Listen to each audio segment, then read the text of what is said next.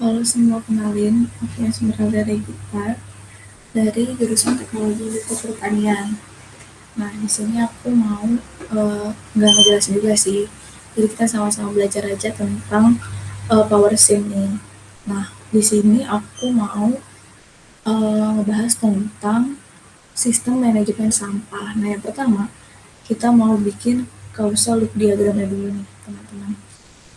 Nah, causal loop diagramnya itu kan jadi mereka tuh punya keterkaitan satu sama lain gitu kan antar variabelnya.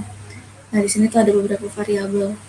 Nah salah satunya ada pertumbuhan penduduk karena nggak mungkin lepas dari yang namanya manusia kan. Kayak sampah ada banyak, berarti eh, penduduknya juga banyak gitu. Jadi komponen penduduk atau manusia tuh sangat berpengaruh dalam si manajemen sampah ini ataupun keadaan adanya si sampah itu. Nah terus ada jumlah penduduk, terus pasti ngaruh ke volume sampahnya, terus pengangkutannya, biayanya, dan juga lain-lain. Nah jadi pertamanya kita mau kaitin satu sama lain dulu nih teman-teman. Oke, activate tool for creating an open free floor. Pertumbuhan penduduk pasti ngaruh ke jumlah penduduk, itu pasti. Nah, terus kan di causal loop diagram ini ada positif negatifnya gitu kan. Nah, itu bakal nanti aja deh di akhir ya. Kita selesaiin dulu panah-panah ini. Jadi kita hubung-hubungin dulu satu sama lain. Terus ada jumlah penduduk pasti ngaruh ke volume.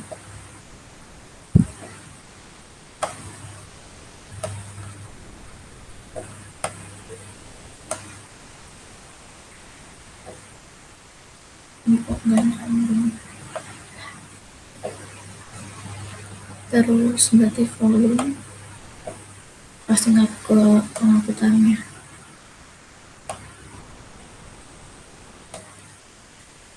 Terus kalau ngangkut sampah kan butuh biaya tuh. Nah, nih. Terus, nah kalau butuh biaya berarti sangkutannya ke anggaran atau yang kita sebut di sini tuh namanya PDRB, PDRB kota. Terus pasti nyangkutnya ke pertumbuhan PDRB.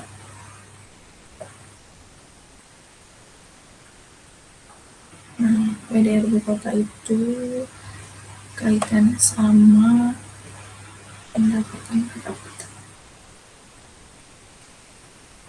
Jadi ini tuh buat ngebelokin si panah itu teh teman-teman. Terus kalau pendapatan per kapitanya berarti ngaruh ke pertumbuhan. Nah, kalau pendapatan per kapita juga ngaruh ke volume sampah domestik karena pasti kalau misalkan pada banyak uang tuh pada banyak jajan belanja gitu kan, terus jadinya semakin banyak deh sampahnya. Ini pengangkutan sampah berarti volume. Nah, volume sampah non domestik sama domestik pastinya.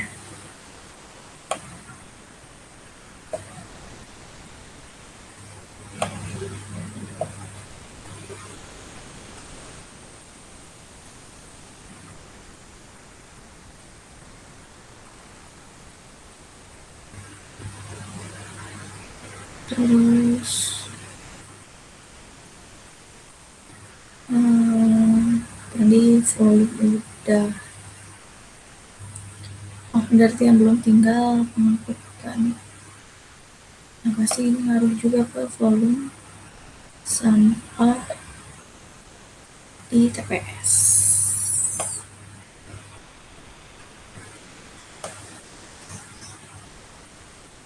Ini juga saling terkaitan nih. PDRB ke volume sampah domestik.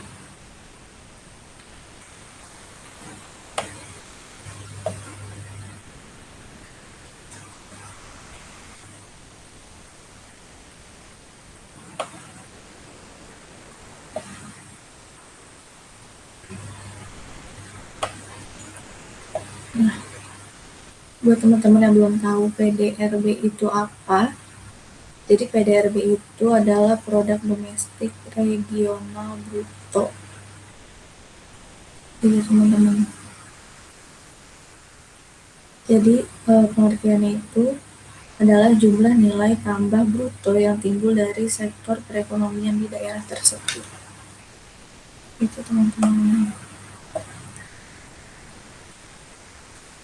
Udah nyambung semua. Nah terus kalau udah nyambung semua baru deh kita kasih panah-panah, kita kasih tanda-tanda plus atau minus gitu.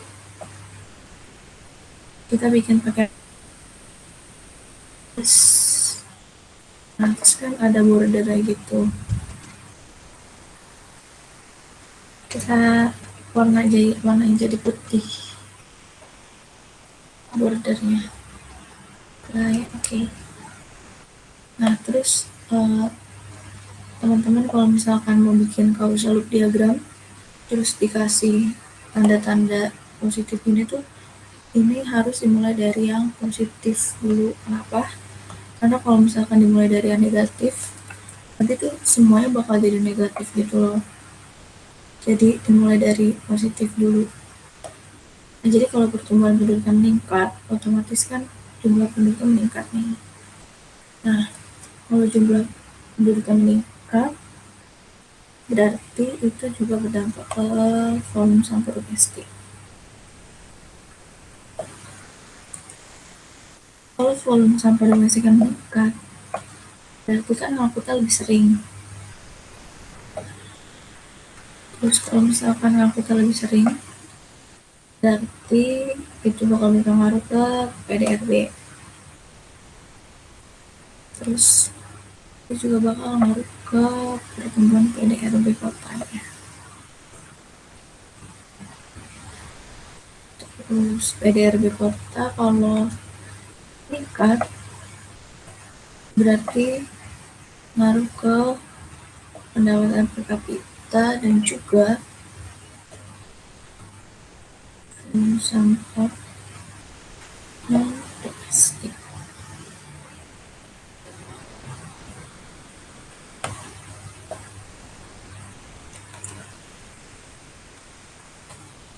Terus kalau pengangkutan sampah ke TPS, ini jadinya berkurang volume sampah non domestiknya karena udah diangkut kan, itu berkurang. Nah, itu juga ke volume sampah domestiknya juga berkurang. Terus kalau volume sampah TPS-nya meningkat, nah ini belum. Kalau pendapatan per kapitanya meningkat,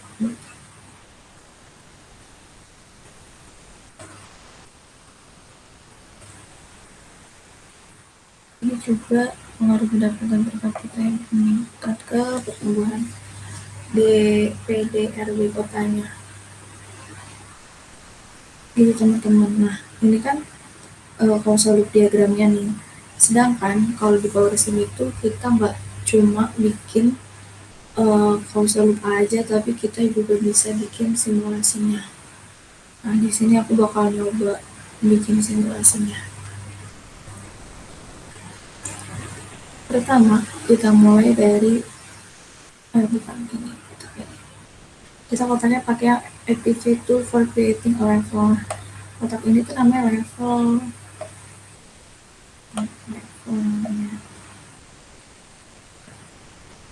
Kita levelnya pakai yang volume aja kali ya, volume sampah TPS, jadi kayak populasi.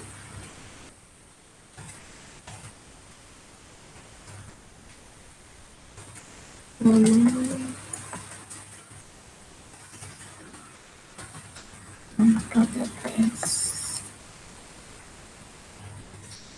kita pakai yang activator for creating a fluid array buat ngehubungin gitu. Nah ini si awannya tuh harus masuk gitu. Nah kan karena kayak tadi awal aku bilang kalau misalkan keberadaan sampah tuh nggak jauh-jauh dari keberadaan manusia juga kan. Berarti kayak kalau misalkan populasinya meningkat berarti otomatis jumlah sampah juga meningkat. Nah di sini bakal aku gabungin sama laju kelahiran. Jadi kayak populasi manusia gitu. Nah ini laju kelahiran.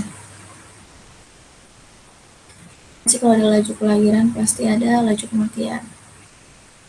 Kita bikin di sebelahnya laju kelahiran kematian.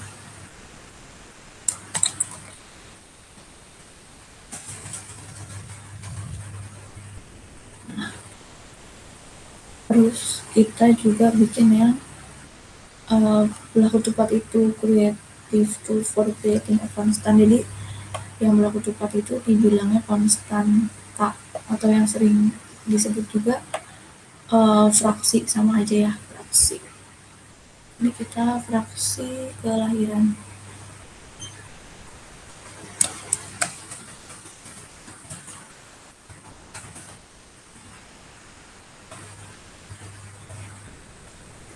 Kalau ada kelahiran pasti ada kematian.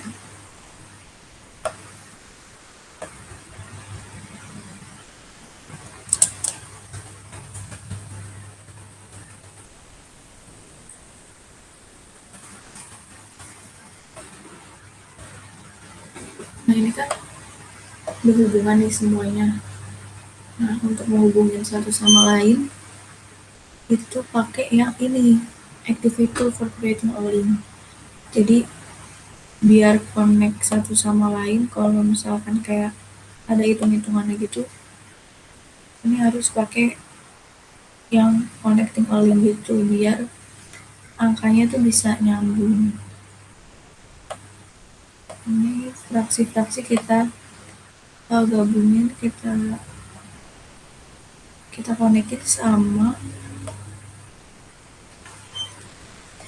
konekin sama laju.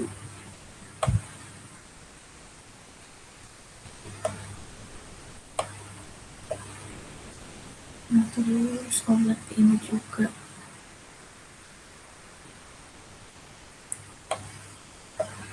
Nah kita pengen tahu seberapa berpengaruhnya.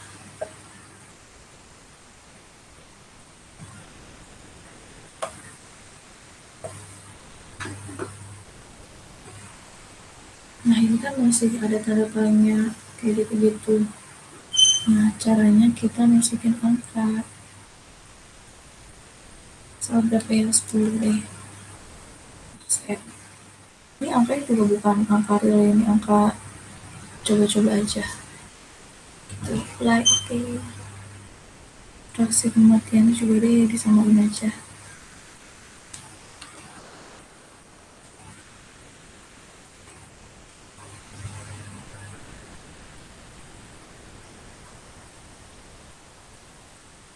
Kan terus ini laju kelahiran tuh berarti ini dikali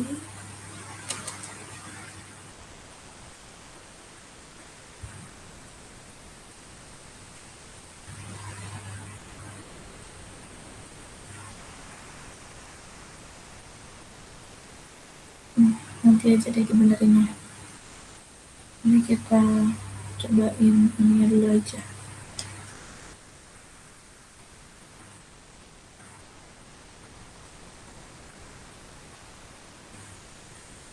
%.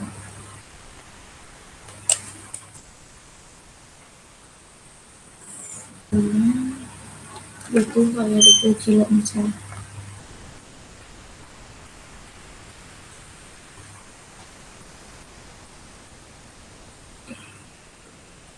Nah ini kan tadi masalah di ininya.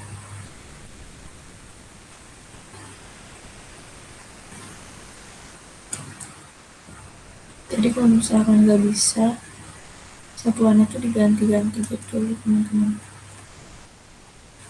Kurang lebih kalau dibikin simulasi jadi kayak gini. Itu deh teman-teman. Makasih ya udah nyempetin waktunya untuk mendengarin aku. Kalau banyak salah mohon maaf. Wassalamualaikum warahmatullahi wabarakatuh.